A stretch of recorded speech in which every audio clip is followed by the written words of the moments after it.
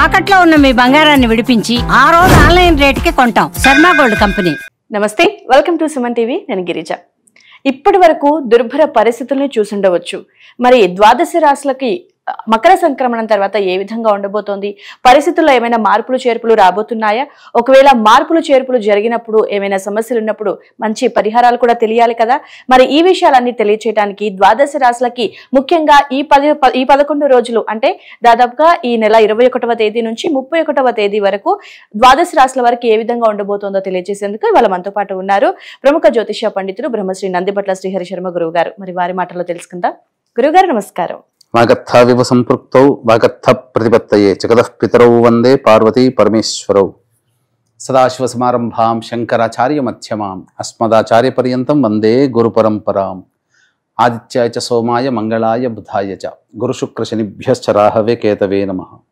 శృంగేరి జగద్గురు పీఠాధిపతులకి కంచిపీఠాధిపతులకి నమస్కారంలో తెలియజేసుకుంటూ కార్యక్రమాన్ని ప్రారంభిద్దాం. గురుగారు, ద్వాదశ రాశుల గురించి ఈ 11 రోజుల వ్యవధిలో ఏ విధంగా ఉండబోతుందో తెలియజేస్తున్నారు కదా. సో చివరిగా వచ్చేసి మీనరాశి వారికి ఈ నెల 21వ తేదీ నుంచి 31వ తేదీ వరకు అసలు ఏ విధంగా ఉండబోతుంది అంటారు? ఈ నెల 21వ తారీఖు నుంచి 31 జనవరి వరకు మీనరాశిలో ఉన్నటువంటి వారికి ఏ విధంగా ఉండబోతుందో తెలుసుకునే ముందు గ్రహ సంచారం తెలుసుకుందాం. రాశిలోని రాహువు, సప్తమంలో కేతువు, 3వ ఇంట గురు వక్రీకరించి ఉండడం, 5వ ఇంట కుజుడు వక్రీకరించి ఉండడం, 12వ ఇంట శుక్రుడు శని, 11వ ఇంట రవి మరియు 10వ స్థానంలో బుధుడు. వెరసి చూసుకున్నట్లయితే శని ప్రభావము, కుజగ్రహ ప్రభావము వెరసి ఈ యొక్క 2 గ్రహాలు తప్ప మిగతా అన్ని గ్రహాలు కూడాను యోగించేటువంటి పరిస్థితుల్లో ఉన్నారు. ముఖ్యంగా చెప్పొచ్చేది అంటే మీనరాశిలో జన్మించినటువంటి వారికి ఉద్యోగము భద్రత అధికంగా ఉంటుంది. నిరుద్యోగస్తులకి ఉద్యోగం లభిస్తుంది. ప్రమోషన్స్ కోసం ఎదురు చూసేటువంటి వ్యక్తులకి ప్రమోషన్లు వచ్చి తీరుతాయి. అధికార బదిలీలు జరుగుతాయి. కావలసిన చోటికి బదిలీలకు సంబంధించే ప్రయత్నాలు చేయండి, తప్పకుండా మీకు వ్యవహరిస్తుంది. అనుకూలంగా ఉంటాయి, ప్రయత్నాలు మొదలు పెట్టవచ్చు. ఇక గురువు కూడాను యోగించేటువంటి పరిస్థితులు, రాహువు ప్రభావము, జన్మరాహువు, సప్తమ కేతు ఇవన్నీ కూడాను యోగించేటువంటి పరిస్థితులు. ఏదనుకున్నా కానీ ధైర్యంగా ముందడుగు వేస్తూ పని పూర్తయ్యేంత వరకు శ్రమించగలిగే మనస్తత్వాన్ని కనుక అవలంబించుకుంటే ఈ 11 రోజుల్లో మీరు మిరాకిల్స్ ఎదురు చూస్తారు. అనుకున్నటువంటి పనులన్నీ కూడాను పూర్తి చేసుకుంటారని చెప్పవచ్చు. గురువు 3వ ఇంట ఉన్నప్పటికీ వక్రీకరించినటువంటి ప్రభావం చేత ద్వితీయ భావ ఫలితాన్ని కూడా మీకు ఇవ్వబోతున్నాడు. కాబట్టి ఆ గురువు ద్వితీయ భావ ఫలితాన్ని తీసుకోవాలనంటే పెద్దలని గౌరవించక తప్పదు. ఎదుటి వారిని బాధ పెట్టకుండా ఉండండి. ఈ 11 రోజుల్లో మీరు అనుకున్నటువంటి పనులన్నీ పూర్తి చేసుకుంటారు. కుజుడు వక్రీకరించినటువంటి ప్రభావం, ఈ యొక్క కుజగ్రహ ప్రభావం కొంత ఇబ్బందికర పరిస్థితులు, గృహంలో కాస్త ప్రశాంతతని లోపిస్తుంది. అలాగే గృహ మరమ్మతులు, వాహన మరమ్మతులకు ఎక్కువగా ఖర్చులు పెట్టుకుంటారు. నూతన వాహన కొనుగోలు కానీ, నూతన గృహ కొనుగోలు కానీ, తద్వారా కొంత డబ్బుని ఖర్చు పెడతారు అని చెప్పవచ్చు. ఇక చూసుకున్నట్లయితే శని ప్రభావము అధికంగా ఉండడం, ఈ కారణం చేత ఏలిన శని ప్రభావం కూడా ఉండడం మీనరాశి వారికి ఖర్చులు అధికంగా ఉంటాయి. కానీ కుటుంబ సౌఖ్యము, స్త్రీ సౌఖ్యము, ముఖ్యంగా తల్లి ప్రేమ పొందడం, సోదరి ప్రేమ పొందడం, భార్య భర్తలు దంపతుల మధ్య విభేదాలు ఉన్నటువంటి వాళ్ళకి ఆ పొరపచ్చాలు తొలగిపోతాయి ఈ నెలలో. తద్వారా ఇద్దరు ఒకటవుతారు. మంచి శుభవార్త స్త్రీల ద్వారా వింటారు. ఏదేమైనప్పటికీ కూడాను స్త్రీ సౌఖ్యము మీనరాశి వారికి ఈ నెల 31వ తారీఖు వరకు ఉందని చెప్పవచ్చు. ఇక ముఖ్యంగా వ్యాపారస్తులు ఎవరైతే ఉంటారో వాళ్ళందరూ కూడా వ్యాపార విస్తరణకి చేయు ప్రయత్నాలన్నీ కూడా కొలికి వస్తాయి. కాకపోతే ఇక్కడ ప్రధానంగా మీకు ఇబ్బందికర పరిస్థితులు తెచ్చేటువంటిది మీలోనే ఉంది. అదే బద్ధకం, పోస్ట్పోన్మెంట్ ఆఫ్ వర్క్. బద్ధకాన్ని కనుక తగ్గించుకోగలిగితే మిమ్మల్ని జయించే వాళ్ళు ఎవరు లేరు. అన్ని రంగాలలో మీనరాశి వారు విజయాన్ని పొందుతారని చెప్పవచ్చు. కాబట్టి ఒక కుజగ్రహ ప్రభావము, శనిగ్రహ ప్రభావము తప్ప మిగతా అన్ని గ్రహాలు కూడాను యోగించేటువంటి పరిస్థితులు ఉన్నాయి. ఎఫ్ఎంసీజీ రంగంలో ఉన్నటువంటి వాళ్ళు, ఫుడ్కి సంబంధించినటువంటి general stores, super markets, boarding and lodging, hotel వ్యాపారస్తులు, రోడ్ సైడ్ అమ్ముకునేటువంటి వ్యాపారస్తులు, కర్రీ పాయింట్స్లు, అలాగే తీర్థయాత్రలు, పూజా స్టోర్స్ నడిపేటువంటి వాళ్ళు, కళాశాలలు నడిపేటువంటి వాళ్ళు, అలాగే ఎడ్యుకేషనల్ ఇన్స్టిట్యూషన్స్, జ్యువెలరీ రంగంలో ఉన్నటువంటి వారికి అధిక ఆదాయము చాలా గోచరమవుతుంది.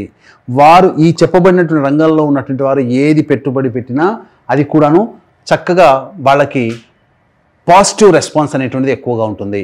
ఇక నెగిటివ్ రెస్పాన్స్ ఏ వృత్తుల్లో ఉన్న వాళ్ళకంటే ప్లాస్టిక్ సామాన్లు, అలాగే స్టీలు, ఇనుము సంబంధించినటువంటి వ్యాపారాల్లో ఉండేటువంటి వాళ్ళు, గ్రౌండ్ ఆయిల్స్ సంబంధంగా పెట్రోళ్ళు, ఎడిబుల్ ఆయిల్స్, ఆటో రంగంలో ఉన్నటువంటి వాళ్ళు, అలాగే తోళ్ళు, చర్మ సంబంధమైనటువంటి వ్యాపారస్తులు, కింది స్థాయి క్లాస్ 4 ఎంప్లాయీస్, అలాగే లాయర్లు, రైతులు మరియు ఈ సంబంధించినటువంటి రియల్ ఎస్టేట్ రంగంలో ఉన్నటువంటి వారికి మాత్రం అనుకూలముగా లేదు. ఈ చెప్పబడినటువంటి రంగాల్లో ఉన్నటువంటి వారు ఇన్వెస్ట్మెంట్స్ చేయకపోవడమే చాలా మంచిదనేటువంటి విషయాన్ని గమనించుకోవాలి. ఉన్న వ్యాపారాన్ని సాధారణంగా నడుపుకుంటూ పెట్టుబడులు పెట్టకుండా ఉండడమే చాలా మంచిది.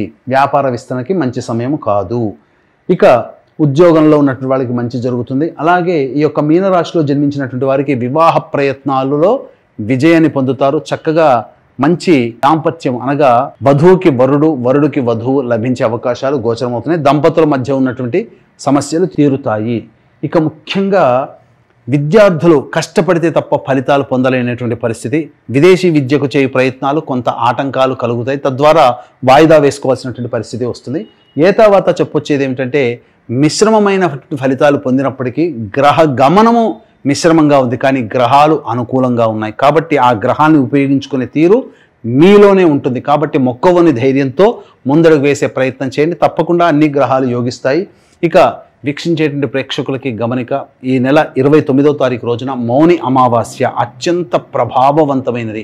ఈ మౌని అమావాస్య సందర్భంగా జాతకరీత్యా కలుగు అన్ని రకాల సమస్యల నివారణకి, ముఖ్యంగా నరదృష్టి, నరఘోష, శత్రుబాధ, ప్రయోగ బాధల నివారణకి, ఉద్యోగ సమస్యల నివారణకి, అలాగే ఆర్థికపరమైనటువంటి సమస్యల నివారణకి, ముఖ్యంగా ఈ సంబంధించినటువంటి జాతకరీత్యా అన్ని పనులు ఆటంకాల్లో ఎదురవుతున్నాయి కదా, కోర్టు సమస్యలు, వీటన్నిటికీ నివారణార్థమై ప్రత్యంగిర హోమం, బగళాముఖి హోమం, ధూమవతి హోమం, రాజశ్యామల హోమం, వారాహి హోమంలో పర్ హెడ్ 2100 రూపాయలకి చేయించడం జరుగుతుంది. అవకాశం ఉన్న వాళ్ళు కార్యక్రమ తదనంతరం కాంటాక్ట్ చేసి మీ గోత్రనామాలు నమోదు చేసుకోవచ్చు. మధ్యాహ్నం 3 గంటలకి ప్రారంభమవుతుంది 29వ తారీఖు రోజున. మధ్యాహ్నం 12 గంటల లోపల మీ గోత్రనామాలు నమోదు చేసుకోవచ్చు.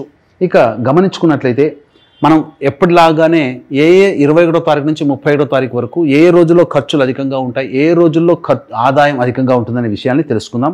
21వ తారీఖు రోజున మీరు ఎవరితోనైతే కలిసి పని చేస్తుంటారో వాళ్ళ వల్ల అన్ని రకాల ఇబ్బందుల నుంచి అధిగమించగలుగుతారు.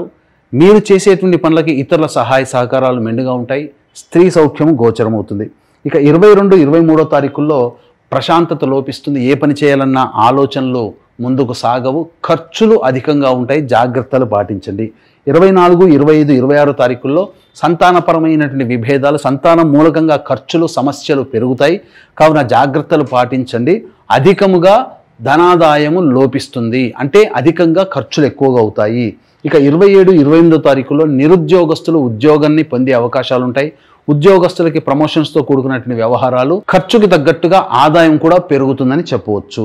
ఇక 29, 30 తారీఖుల్లో అన్ని రంగాలలో ఉన్నటువంటి వారికి మంచి శుభ ఫలితాలు, వృత్తి, ఉద్యోగ, వ్యాపారము, కుల వృత్తుల్లో అన్ని రంగాల్లో ఉన్నటువంటి వారికి అందరికీ కూడాను 29, 30 తారీఖుల్లో ఆదాయం చక్కగా ఉంటుంది. 31వ తారీఖు రోజున మాత్రం మానసిక ప్రశాంతత లోపిస్తుంది. కుటుంబపరముగా ఖర్చులు అధికంగా ఉంటాయి. ఆరోగ్యం పట్ల శ్రద్ధ వహించాల్సినటువంటి పరిస్థితి.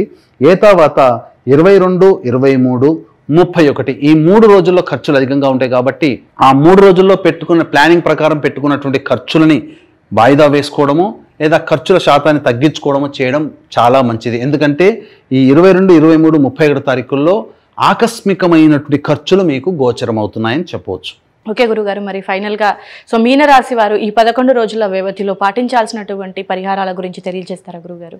ఈ యొక్క సంబంధించినటువంటి మీనరాశిలో జన్మించినటువంటి వారు ప్రతిరోజు సుబ్రహ్మణ్య భుజంగ స్తోత్ర పారాయణము, రుద్ర కవచము రోజుకి 3 సార్లు పఠించండి. ఇక ఇప్పుడు చెప్పబడినటువంటి సమస్యల కంటే ఇంకా విభిన్నంగా మీ యొక్క జీవితం ఉంది అనంటే మీ యొక్క జన్మజాతకంలో నడుస్తున్నటువంటి గ్రహ దశాంతర దశల యొక్క ప్రభావాలు.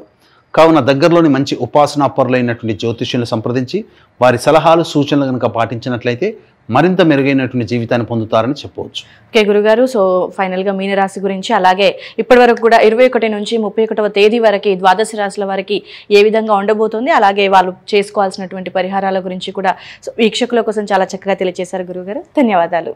సర్వం శ్రీ ఉమామహేశ్వర పరబ్రహ్మార్పణమస్తు.